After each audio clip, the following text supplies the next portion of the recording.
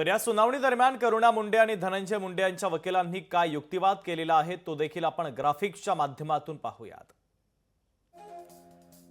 करुणा मुंडेंच्या वकिलांचा युक्तिवाद पाहूयात। धनंजय मुंडे आणि करुणा मुंडेंचं 1998 मध्ये लग्न झालं।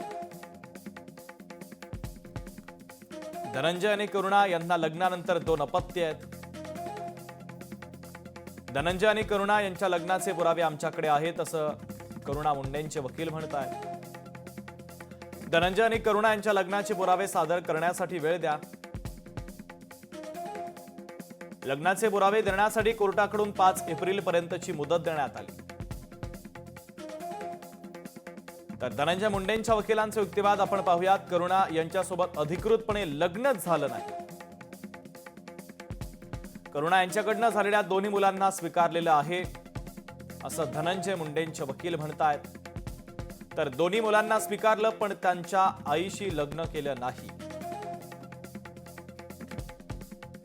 करुणा यांच्यासोबत काही काळ घालवला याचा अर्थ त्या पत्नी नाहीत।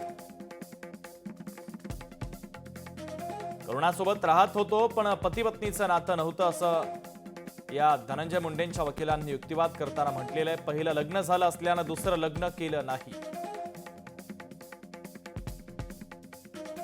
करुणा यांच्यासोबतचे संबंध परस्पर संमतीने होते।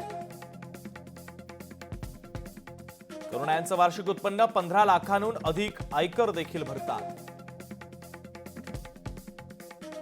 करुणा या आर्थिकदृष्ट्या सक्षम आहेत। लोकशाही मराठी ऐका, पहा, जागरूक रहा।